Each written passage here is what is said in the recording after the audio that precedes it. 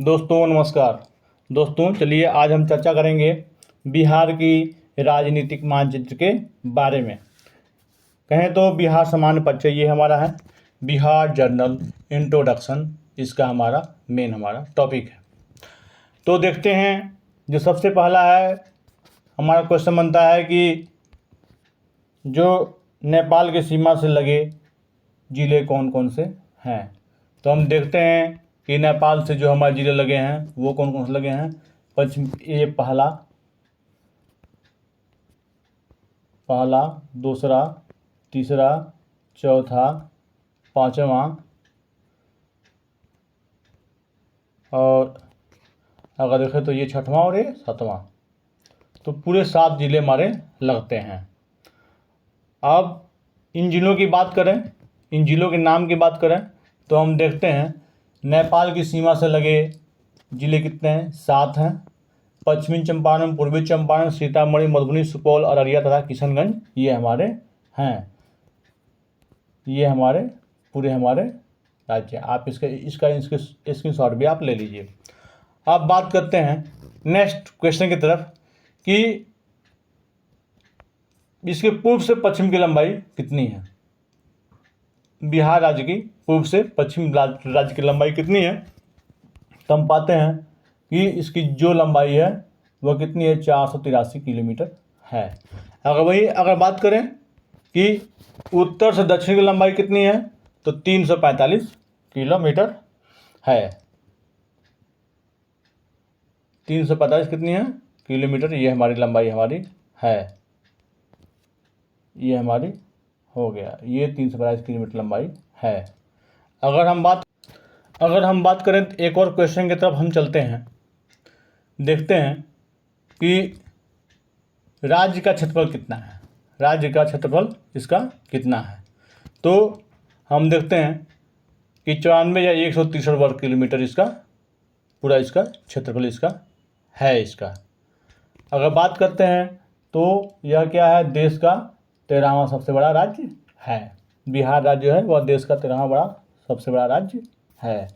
अब चलते हैं नेक्स्ट क्वेश्चन की तरफ, देखते हैं नेक्स्ट क्वेश्चन क्या कह रहा है। तो नेक्स्ट क्वेश्चन क्या कह रहा है कि राज्य का नाम बिहार राज्य का नाम बिहार क्यों पड़ा। तो देखते हैं राज्य का नाम देखते हैं। तो बिहार ऐसा माना जाता है कि इस क्षेत्र में बौद्ध मठों बिहारों की अधिकता के कारण इस क्षेत्र का नाम बिहार पड़ा। उल्लेखनीय है कि यह क्षेत्र प्राचीन समय में बौद्ध धर्म का प्रमुख केंद्र रहा। तो हमारे इसमें 2 क्वेश्चन हमारे बनते हैं। देखिए इसमें हमारे 2 क्वेश्चन हमारे बनते हैं। ये क्वेश्चन बनता है कि प्राचीन समय में बौद्ध धर्म का केंद्र कौन सा राज्य रहा। तो उसका जो आंसर होगा वह क्या होगा, बिहार राज्य रहा। दूसरा इसमें क्वेश्चन बनता है कि बिहार राज्य का नाम बिहार क्यों पड़ा। तो इसका जो आंसर है वह बौद्ध मठों की अधिकता के कारण इस क्षेत्र का नाम क्या पड़ा, बिहार पड़ा।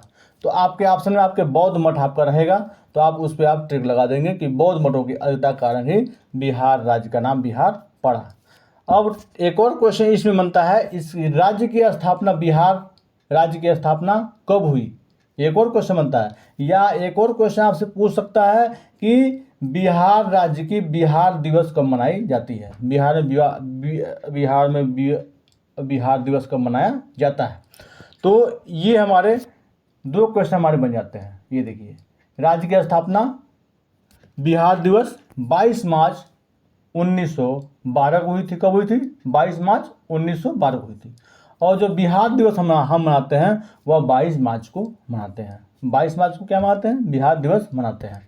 चलिए अब चलते हैं हम नेक्स्ट क्वेश्चन की तरफ चलते हैं कि राज्य की राजधानी। तो हम सभी जानते हैं कि जो बिहार राज्य है उसकी राजधानी कहाँ है, तो पटना है। कहाँ पे है, तो पटना। हमारा इसमें एक और क्वेश्चन ये बन जाता है कि पटना का प्राचीन नाम क्या था। तो जो पटना है उसका प्राचीन नाम क्या था, पाटलिपुत्र था, पुष्पपुर भी था और कुसुमपुर भी था अजीमाबाद भी इसके नाम रहे हैं। आपका इसमें एक और क्वेश्चन भी बन सकता है कि बिहार का प्राचीन नाम क्या रहा।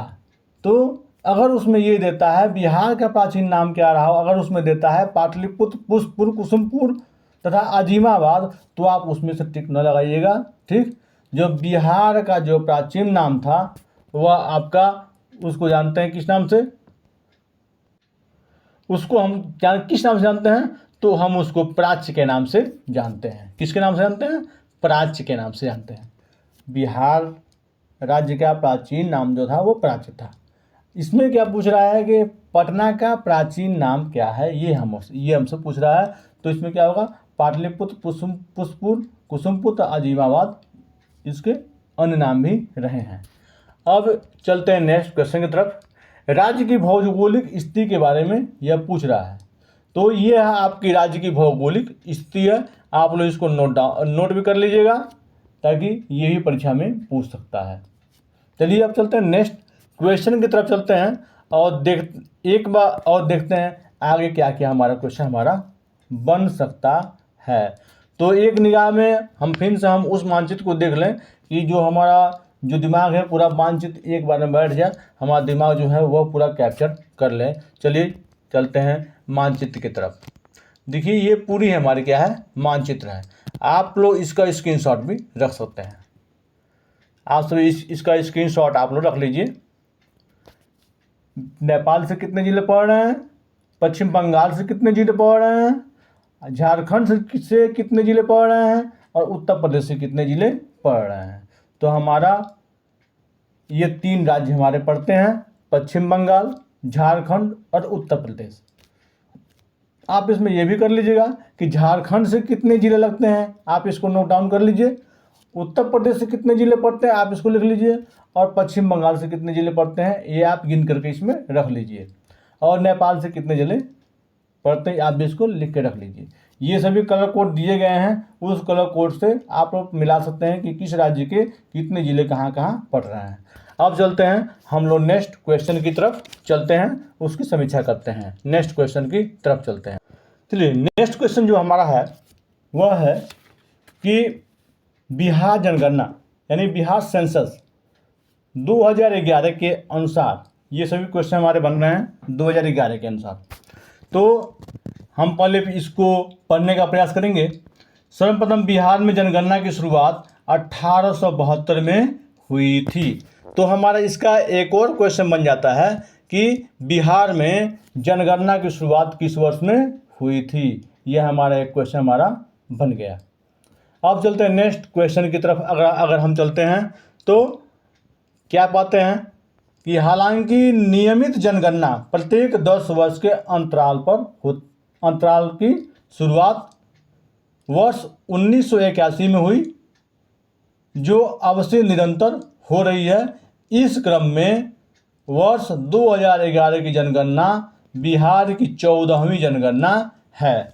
तो आपसे पूछ सकता है कि 2011 की जो जनगणना है वह आपकी कौन सी जनगणना आपकी थी। ठीक, आपसे ये भी क्वेश्चन पूछ सकता है। तो हमको मालूम है कि वह 2011 में क्या था, आपका 14वीं जनगणना थी। जो अभी जनगणना हो रहा है बिहार में वह कौन सी जनगणना है, तो आपकी 15वीं जनगणना है। चलते हैं अब चलते हैं नेक्स्ट क्वेश्चन की तरफ। इस जनगणना से संबंधित महत्वपूर्ण आंकड़ा तथ्य इस प्रकार हैं। 2011 की जनगणना हम देख लेते हैं। तो कुल जनसंख्या कितनी है भारत की कुल जनसंख्या आपका दिया है, और बिहार की कुल जनगणना आपकी दी हुई है। आप इसको एक बार स्क्रीनशॉट आप ले सकते हैं। ये भारत का दिया है और बिहार का दिया है। अब इसके आगे हम चलते हैं तो बोलते हैं राष्ट्रीय संदर्भ में बिहार के आंकड़े 8.6% देश की कुल जनसंख्या का है। देश की कुल जनसंख्या का 8.6% कहाँ का है, तो बिहार का है। अगर देखते हैं कि जनसंख्या वृद्धि दर क्या रही है, भारत की जो जनसंख्या वृद्धि रही है, एक क्वेश्चन ये बन सकता है कि भारत की जनसंख्या वृद्धि दर क्या थी 2011 की जनगणना में। तो 17.7 हमारा भारत का जनगणना का था। और बिहार राज्य की 2011 के जनगणना के अनुसार बिहार की जनसंख्या वृद्धि दर क्या रही, तो हमारा ये हो जाएगा 25.4, ये हमारा आंसर हो जाएगा। ठीक, देखिए बिहार विशेष यही है आपका कि बिहार की जनसंख्या वृद्धि दर 2011 के जनगणना के अनुसार कितनी थी, तो 25.4% हमारे बिहार की जनगणना थी। और एक और क्वेश्चन को पूछ सकता है कि उस समय 2011 में बिहार की जनगणना कितनी थी, तो उसका जो आंसर है वह हमारा ये आपका हो जाएगा। अब चलते हैं जनसंख्या घनत्व कितनी थी, तो 1106 2001 में ये 881 हमारी थी। ये क्वेश्चन ये भी बन गया। चलिए अब चलते हैं लिंगानुपात 918 2000 में 919 हमारी थी। शिशु लिंगानुपात 915, अगर देखें साक्षरता % देखें तो 61.8% हमारी बिहार की है, और पूरे भारत की कितनी है, तो 73.0% हमारी है। अब देखा जाए पूरे भारत में, अगर देखा जाए पुरुषों की जनसंख्या देखा जाए तो 80.9% है पूरे भारत में। अगर देखा जाए तो जो पुरुष का जो जनसंख्या है वो क्या है, तो 80.9% हमारा है। अगर हम बिहार की बात करें तो एक क्वेश्चन पूछ सकता है कि बिहार की जनगणना 2011 के अनुसार पुरुष का कितना था, तो ये 71.2% हमारा हो जाएगा। 71.2% हमारा हो जाएगा। अब चलते हैं महिला के बारे में।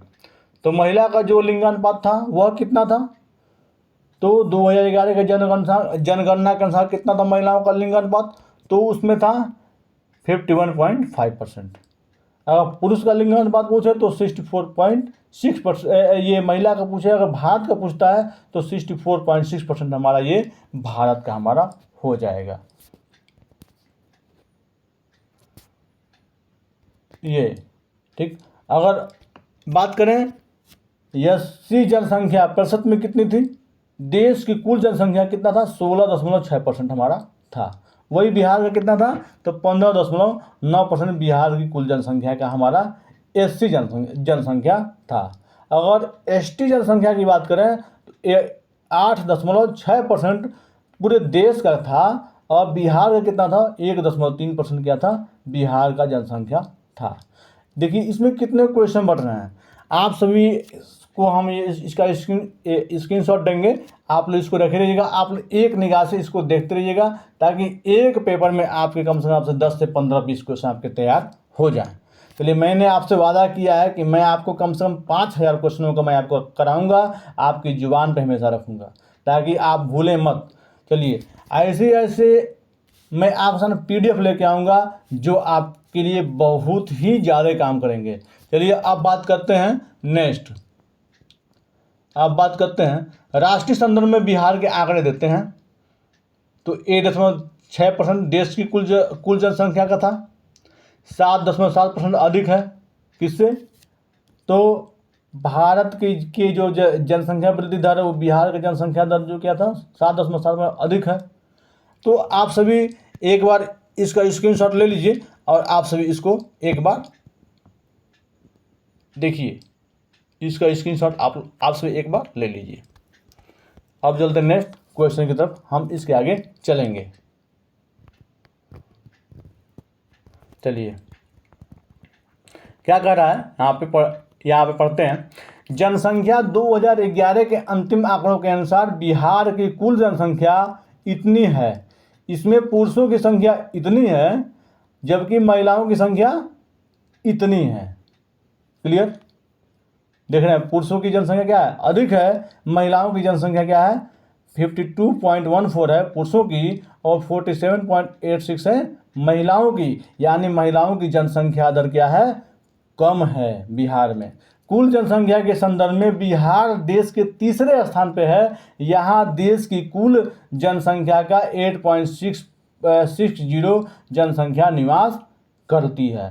अगर एक आंकड़े में हम देखते हैं। तो आपसे एक और क्वेश्चन यहाँ पे बन सकता है कि बिहार में कितनी जनसंख्या निवास, देश की कुल कितनी जनसंख्या निवास करती है, तो 8.60 जनसंख्या निवास करती है। तो देश के तीसरे स्थान पर बिहार की जनसंख्या है। अब देखते हैं सर्वाधिक जनसंख्या वाला जिला कौन सा है, तो पटना है। तो एक और क्वेश्चन हमारा बनता है कि 2011 की जनगणना के अनुसार बिहार राज्य के किस जिले की जनसंख्या सबसे ज़्यादा थी, तो कौन सा जिला है, तो हमारा ये है आपका पटना जिला हमारा है हमारा। जबकि न्यूनतम जनसंख्या वाला जिला कौन, सबसे जो जनसंख्या जो कम पाया गया वो कहाँ रहा, तो जिला शेखपुरा हमारा इतना रहा है। अब चलते हैं नेक्स्ट क्वेश्चन की तरफ चलते हैं। आप सभी इसका स्क्रीनशॉट जरूर रखिए, आप सभी इसका स्क्रीनशॉट रख लीजिए, आपको देते हैं। चलिए एक बार इसका स्क्रीनशॉट रखिए। सर्वाधिक जनसंख्या वाले जिले, न्यूनतम जनसंख्या वाले जिले, यही आपसे क्वेश्चन में पूछता है कि सर्वाधिक जनसंख्या किस जिले की थी और कितनी थी, और सबसे न्यूनतम जनसंख्या वाला जिला कौन था, तो ये आपका शेखपुरा आपका था। अब चलते हैं, देखिए ग्रामीण जनसंख्या के बारे में हमसे पूछेगा।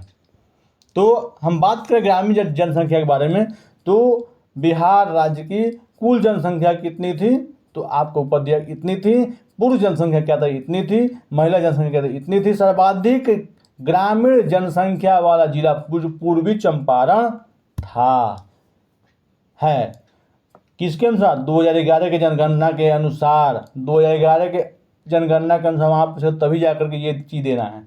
जबकि न्यूनतम ग्रामीण जनसंख्या वाला जिला शेखपुरा इतना है।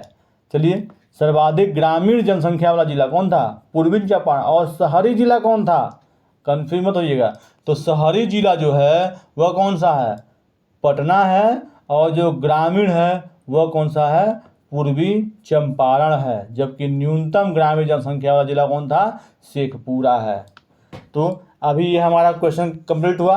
अब मिलते हैं नेक्स्ट टाइम के साथ, तब तक के लिए धन्यवाद। आपसे एक निवेदन है, चैनल को लाइक शेयर और सब्सक्राइब जरूर कीजिए। मिलते हैं शाम को फिर से लाइव क्लास में। धन्यवाद, थैंक यू।